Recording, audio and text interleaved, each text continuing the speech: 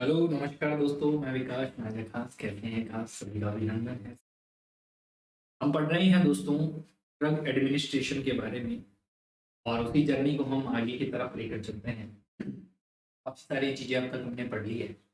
Next देखिए, drug administration की हम बात कर रहे हैं और मैंने आपको कहा था कि वो कौन-कौन से फैक्टर हैं, वो कौन-कौन से फैक्टर हैं जो इस बात को अफ़ेक्ट करते हैं, फैक्टर अफ़ेक्ट या फैक्टर अफ़ेक्टिंग ऑफ मेडिकेशन या फिर कहें मेडिकेशन की डोज। वो कौन-कौन से फैक्टर्स ऐसे होते हैं जिससे इस बात का फ़र्क पड़ता है दोस्तों, इस बात का इफ़ेक्ट होता है कि दवा इतनी लेनी चाहिए थी, दवा ऐसे लेनी चाहिए थी, दवा ऐसे देखिएगा। सबसे पहले फैक्टर की बात करें दोस्तों, तो जवाब होगा उम्र के हिसाब से दवाइयाँ दी जाती है, ऐज के हिसाब से। कैसे ऐज के हिसाब से दोस्तों? बच्चा होता है तो बच्चे के हिसाब से दवा दोगे, अडल्ट होगा तो अडल्ट के हिसाब से दवा दोगे और बुढ़ापा होगा तो बुढ़ापे के हिसाब से दोगे।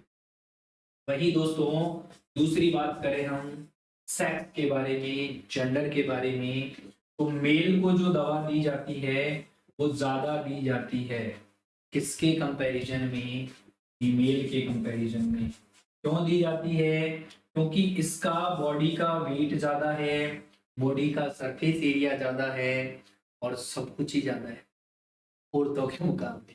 तो दवा भी ज़्यादा लेनी पड़ेगी। इसके अलावा दोस्तों काफ़ी सारी बातें और हैं, हॉर्मोन्स के हिसाब से, एक्सरसाइज के हिसाब से, डोज के हिसाब से, रूट के हिसाब से, उन सभी की बात हम करेंगे। शुरू कर देते हैं हम हमारे फैक्टर्स वो जो इन्फ्लुएंस करते हैं दोस्तों मेडिसिन के इफेक्ट। चलिए भाई ध्यान से देखें, फैक्टर इन्फ्लुएंस द मेडिसिन। सबसे पहला फैक्टर है दोस्तों उम्र। और उम्र की जब बात करें दोस्तों तो इन्फेंट में, चिल्ड्रन में, ओल्ड एज में हमेशा कैसी डोज दी जाती है? स्मॉल डोज, क्योंकि बॉडी उतनी खतरनाक नहीं है कि अब मेटाबॉलिज्म हो पाए। ठीक है। देन किसके कंपैरिजन में? तो एक अडल्ट व्यक्ति के कंपैरिजन में हमेशा दवा अलग अलग दी जानी चाहिए। तो ये भी एक फैक्टर है जो अफेक्ट या इन्फ्लुएंस मतलब बाधाएं पैदा कर सकता है दोस्तों। चले भाई दूसरी बात, वेट के हिसाब से दवाएं दी जाती है। एक पर्सन है जिसका ओवर वेट है, बहुत ज्यादा है, भाई इंसान कम कुंभकर्ण ज्यादा है, तो उसे क्या दी जाने वाली है? फिर आपका जवाब होगा उसे लार्ज डोज दी जानी है, ज्यादा अमाउंट में डोज देना पड़ेगा एज यूजुअल नॉर्मल वन के। एक आदमी है जो कुपोषण का शिकारी है और उसे दवा हमें कम देनी पड़ेगी नॉर्मल व्यक्ति के कंपैरिजन में। क्लियर है क्या बातें? हाँ या नहीं? बहुत बेहतर। नेक्स्ट बात करते हैं दोस्तों सेक्स। और सेक्स की बात करें तो जेंडर, सेक्स की बात करें तो जेंडर चलेगा। मेल को रिक्वायर है क्या दोस्तों? लार्ज डोज, किसके कंपैरिजन में? फीमेल के में। क्यों? क्योंकि मैंने कहा सब कुछ ज्यादा है सिवाय जीभ की। जीभ की लंबाई चौड़ाई वो भी कम है पर वो चक्कर चक्कर चक्कर चक्कर चक्कर चक्कर ज्यादा बोल लेती है, वो अलग बात। Next action of drug. Action of drug की बात करें दोस्तों तो frequency and doses of drug administer depend upon the rate of excretion from the. आप किसी दवा को बार बार खाते हैं, हर रोज खाते हैं, और अगर आप उस दवा को रोज खा रहे हैं तो उससे क्या हो रहा है? उससे कुछ नहीं, उससे स्पेशल थिंग ये हो रही है, क्या देखने को मिलेगा? तो आपका जवाब होगा दोस्तों उससे ये हो रहा है सर क्या? सुनिए, अगर वो दवा खाए जा रहे हो, खाए जा रहे हो, दवा एक्सक्रीशन नहीं हो रही तो आपको दवा लेना कम करना पड़ेगा, क्योंकि आपकी बॉडी में क्या हो सकती है? टॉक्सिसिटी हो सकती है। क्या हो सकती है दोस्त? टॉक्सिसिटी हो सकती है। तो इस बात का आपको जो है वो ध्यान रखना। नेक्स्ट बात करते हैं दोस्तों टॉलरेंस। टॉलरेंस का मतलब है किसी दवा को लेने की कैपेसिटी और हमारा उस दवा को किस तरीके से हम टॉलरेट करें उसे बोलते हैं। तो capacity taking excessive doses without producing toxic effect. क्या बोला? Capacity of taking excessive dose, बहुत ज्यादा डोज अगर आप ले लें इसके विदाउट प्रोड्यूसिंग टॉक्सिक इफेक्ट, तो आप नुकसानमंद हो सकते हैं। दवा उतनी ही लेनी है जितनी जरूरी है। डॉक्टर साहब ने कहा नहीं है मारो तो माँ तो फाट रही हो जो भाई, जो मतलब 2 गोलियां खा लिया भाई, 2 गोलियां कौन खानी, माँ तो ज्यादा फट जाए लो, टॉक्सिसिटी हो जाएगी, टॉलरेंस नहीं है तो आप दवा ना खाएं, क्योंकि अगर आप उसे टॉलरेट कर जाएंगे तो बेहतर है, वरना तो आपके शरीर में खतरनाक नुकसान हो सकता है। तो दोस्तों ये क्या बात कर रहे हैं हम बात कर रहे हैं उन फैक्टर्स के बारे में जो कि हमारी दवा हम लेते हैं तो उसमें इन्फ्लुएंस पैदा कर सकता है। क्लियर है क्या बात? बहुत बेहतर। चलिए भाई, इसके बाद में नेक्स्ट देखते हैं दोस्तों नॉमिनी कल्चर। देखो नॉमिनी कल्चर आप लोगों के लिए इतना ज्यादा जरूरी नहीं है, पर फिर भी मैं आपको इस कहानी को आप लिख दीजिएगा चाहे तो, पर मैं आपको सिंपल भाषा में नाम बता। नेम ऑफ द ड्रग, जैसे हम बोलते हैं दोस्तों नॉमिनी कल्चर। नॉमिनी कल्चर होता है एक दवा का केमिकल नाम होता है, एक दवा का जेनरिक नाम होता है। क्या होता है दोस्त? जेनरिक नाम होता है, एक दवा का ट्रेड नेम होता है, एक का ब्रांड नेम होता है। ठीक है, ये बहुत सारे नेम होते हैं। कैसे होते हैं? जैसे बहुत सारी दवाइयां आती हैं, कुछ दवाइयां, दवाई की स्क्रिप्ट देखिएगा लीजिएगा और उस पर आप देखेंगे कि पीछे कुछ फॉर्मूला लिखा है और वो फॉर्मूला उस दवा का केमिकल नेम है। क्या है दोस्तों? ओ फॉर्मूला उस दवा का केमिकल नेम है। ये लाइन यही कहती है कि chemical name by which drug is known as the chemist. जो केमिस्ट्री वाले लोग होते हैं, आप भी तो थे पहले, तो केमिस्ट्री को कैसे बोलते थे? फॉर्मूले में बोलते थे, और वैसे ही फॉर्मूले में बोला जाता है क्या? आपका केमिस्ट्री। यूजुअली ये इंडिकेट करता है ingredient of the drugs, identify molecular of structure, कि इस ड्रग्स में कौन कौन से मॉलिक्यूल हैं और उन मॉलिक्यूल की क्या क्या इंग्रेडिएंट्स हैं, मतलब क्या क्या हैं और कितनी और कैसे स्ट्रक्चर है। बात समझ में आ गई? बहुत बेहतर। दूसरा है दोस्तों जिसे नाम दिया जाएगा जेनरिक नेम।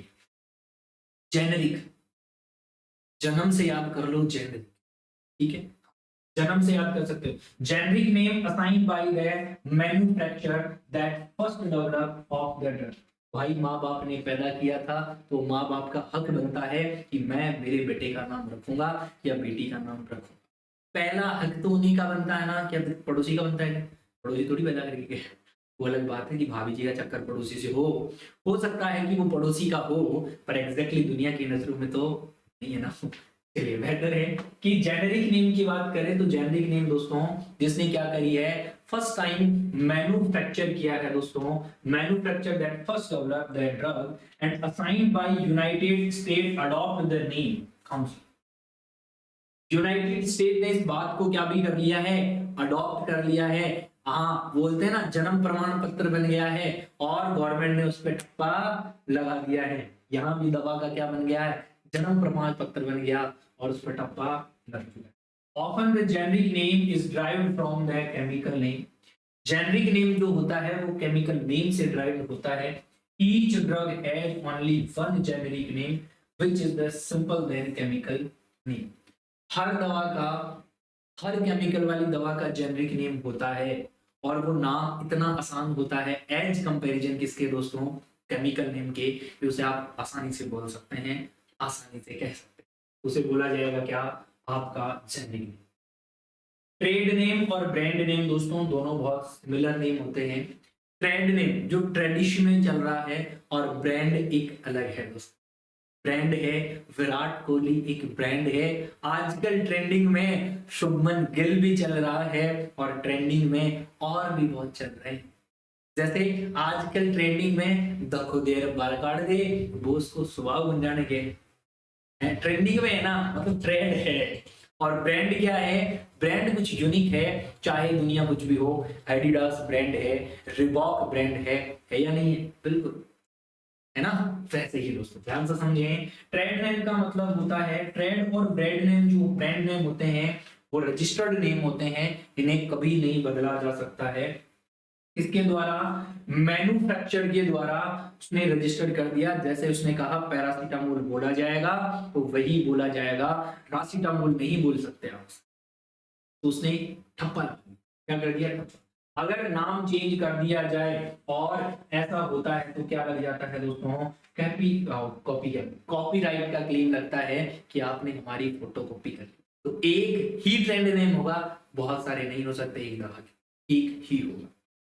वैसे ही दोस्तों ब्रांड नेम होता है, ब्रांड नेम जो होता है फर्स्ट लेटर कैपिटलाइज्ड होगा एंड मार्क विद द, ये सर्कल देखना दोस्तों, ऐसा सर्कल होता है। अगर उस दवा के आगे पीछे किसी नाम के आर और उस पे यूं गोला बना है ना, तो ये रजिस्टर्ड हो चुकी है और ये क्या है? उस नाम का ब्रांड नेम है। क्या है दोस्तों? ब्रांड नेम है ना। वन ड्रग में be manufactured by several company, एक ड्रग है जो बहुत सारी कंपनियां बना सकती है। सो में now by the several different trend name, her company का अलग अलग तरीका हो सकता है उस दवा को बेचने का। कोई क्या करके बेच रही है, कोई क्या करके बेच रही है, पर कभी भी दोस्तों ब्रांड नेम नहीं बदलेगा। दुनिया में एडिडास की बहुत फ्रेंचाइजी हैं, पर एडिडास तो एडिडास ही रहेगा।